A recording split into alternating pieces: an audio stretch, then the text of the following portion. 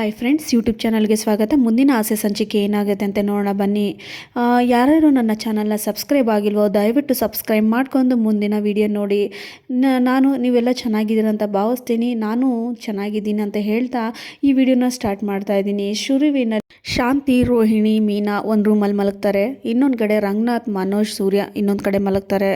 ಇನ್ನೊಂದು ರೂಮಲ್ಲಿ ಶ್ರುತಿ ಮತ್ತು ರವಿ ಇಬ್ಬರು ಕೂಡ ಮಲಗ್ತಾರೆ. ಈ ಒಂದು ಕಡೆ ಶಾಂತಿ ಹೇಳ್ತಾಳೆ ಮೀನಂಗೆ, ಯಾರ್ಯಾರಿಗೋ ಕರ್ಕೊಂಬಂದು ನನ್ನ ರೂಮಲ್ಲಿ ಹಾಕೊಳ್ಳೋ ಥರ ಆಯಿತು ಅಂತ ಹೇಳಿದಾಗ ಮೀನಂಗೆ ತುಂಬಾ ಬೇಜಾರಾಗುತ್ತೆ. ಇನ್ನೊಂದು ಕಡೆ ಶಾಂತಿ ತುಂಬಾ ಗೊರಕೆ ಹೊಡಿತಾಳೆ. ಗೊರಕೆ ಹೊಡೆದಾಗ ರೋಹಿಣಿಗೆ ತುಂಬಾ ಕೋಪ ಬಂದು ತಲೆ ಮೇಲೆಲ್ಲ ಬೆಡ್ಶೀಟು ಅದು ಇದು ಹಾಕ್ತಾ ಇರ್ತಾಳೆ. ಇನ್ನೊಂದು ಕಡೆ ರಂಗನಾಥ್ ನಿದ್ದೆ ಮಾಡುವಾಗ ಸೂರ್ಯ ತುಂಬಾ ತಲೆ ತಿಂತಾಯಿರ್ತಾನೆ. ಯಾವುದ್ಯಾವುದೋ ಒಂದು ಕತೆ ಹೇಳ್ಕೊಂಡು ಕೂತಿರ್ತಾನೆ. ಈ ಕಡೆ ಮನೋಜ್ರಲ್ಲೇ ಸೂರ್ಯ ಮಲ್ಕೊಳ್ಳೋ, ನನಗೆ ಕೆಲಸ ಇದೆ, ಬೆಳಗ್ಗೆ ಬೇಗ ಎದ್ದೇಳಬೇಕು ಅಂತ ಹೇಳಿದಾಗ, ಇಲ್ಲೇ ಪೆಂಗ್ಯ ನೀನು ಮಲ್ಕೋ, ನಿನಗೆ ಯಾರು ತೊಂದರೆ ಕೊಡ್ತಾ ಇದ್ದಾರೆ, ನಾನು ಅಪ್ಪನ ಹತ್ರ ಮಾತಾಡ್ತಿದ್ದೀನಿ, ನೀನು ಮಲ್ಕೋ ಅಂತ ಹೇಳ್ತಾನೆ.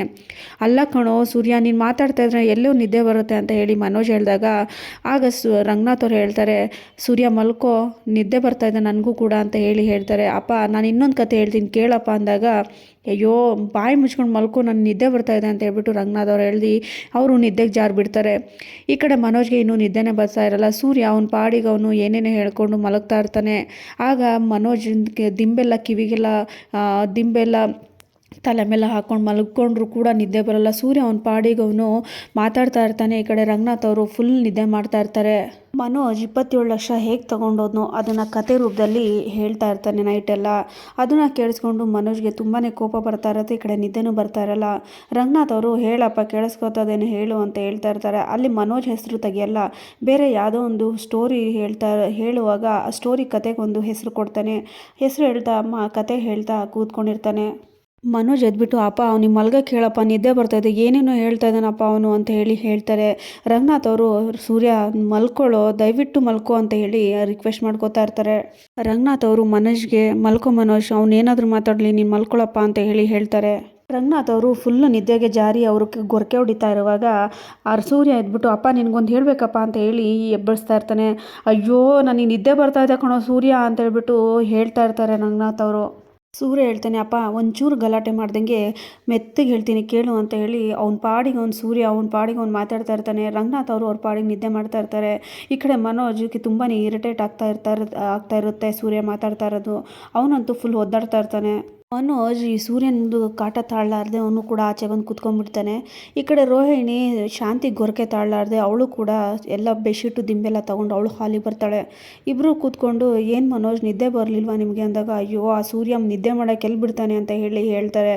ನೀನು ಯಾಕೆ ಬಂದೆ ಆಚೆ ಅಂತ ಹೇಳಿದಾಗ, ಅಯ್ಯೋ ಅತ್ತೆ ಅಂತೂ ಫುಲ್ ಗೊರಕೆ ಹೊಡಿತಾ ಇದ್ದಾರೆ, ಆ ಗೊರಕೆ ನಿದ್ದೆನೇ ಬರ್ತಿಲ್ಲ, ಆ ಮೀನಾ ಅಂತೂ ಅದು ಹೆಂಗೆ ನಿದ್ದೆ ಮಾಡ್ತಾ ಇದ್ದಾರೋ ನನಗಂತೂ ಗೊತ್ತಿಲ್ಲ, ಚೆನ್ನಾಗಿ ನಿದ್ದೆ ಮಾಡ್ತಿದ್ದಾಳೆ ಅಂತ ರೋಹಿಣಿ ಹೇಳ್ತಾಳೆ.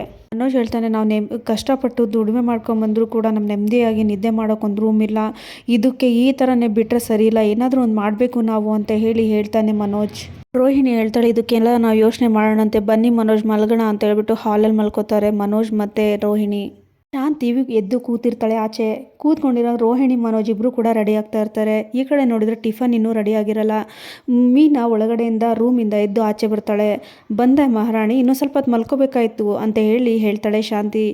ಮೀನಾ ಹೇಳ್ತಾಳೆ, ಇಲ್ಲ ಅತ್ತೆ ನನಗೆ ಗೊತ್ತಾಗಲಿಲ್ಲ, ತುಂಬ ಹುಷಾರಿರ್ಲಿಲ್ವಲ್ಲ, ಸುಸ್ತಾಗ್ತಾಯಿತ್ತು, ಮಲ್ಕೊಂಬಿಟ್ಟೆ ಅಂತ ಹೇಳಿದಾಗ, ಇನ್ಯಾರು ಅಡುಗೆ ಮಾಡ್ತಾರೆ, ಅವ್ರೇನು ತಿನ್ಕೊಂಡು ಹೋಗ್ತಾರೆ, ಈಗ ಅವ್ರು ಡ್ಯೂಟಿ ಹೋಗ್ತಾರಲ್ಲ ಏನು ತಿನ್ಕೊಂಡು ಹೋಗ್ತಾರೆ ಅಂದಾಗ, ಗೊತ್ತಾಗಲಿಲ್ಲ ಅತ್ತೆ, ಅವ್ರದ್ದು ಇವತ್ತು ರಜಾ ಇದೆ ಅಂತ ನಾನು ಅಂದ್ಕೊಂಡಿದ್ದೆ ಅಂತ ಹೇಳಿದಾಗ, ಏನು ರಜಾ ಇರೋದು, ಏನು ನಿನ್ನ ಹತ್ರ ಬಂದು ಲೀವ್ ಲೆಟರ್ ಏನಾದ್ರು ಕೊಟ್ಟಿದ್ರು ಅವರು ಅಂತ ಹೇಳ್ತಾಳೆ. ಹಾಗಲ್ಲ ಅತ್ತೆ, ನನಗೆ ಇವತ್ತು ಹುಷಾರಿರ್ಲಿಲ್ವಲ್ಲ, ಹಾಗಾಗಿ ನೀವೇನಾದರೂ ಮಾಡ್ತೀರಾ ಅಂತ ಹೇಳ್ಬಿಟ್ಟು ನಾನು ಅಂದ್ಕೊಂಡಿದ್ದೆ ಅಂದಾಗ, ಹೌದಾ ನಾವು ಮಾಡ್ಕೊಂಡು ತಿನ್ಬೇಕಾ, ನಾನು ಮಾಡ್ಕೊಂಡು ತಿಂದರೆ ನಿಮಗೆ ನೀನು ಮಹಾರಾಣಿ ಥರ ಮಲ್ಕೊಂಬಿಡೋ ಕಡೆ ಅಂತ ಹೇಳ್ತಾರೆ. ರೋಹಿಣಿ ಮನೋಜ್ ಇಬ್ಬರು ಕೂಡ ಬಂದಾಗ, ಹೌದಮ್ಮ ರೋಹಿಣಿ ನೀನು ಯಾಕೆ ನನ್ನ ರೂಮಲ್ಲಿ ಇರಲಿಲ್ಲ ಅಂದಾಗ, ಇಲ್ಲ ಅತ್ತೆ ನಾನು ನಿದ್ದೆ ಬರಲಿಲ್ಲ ಹಾಗಾಗಿ ಬಂದೆ ಅಂತ ಹೇಳ್ತಾರೆ.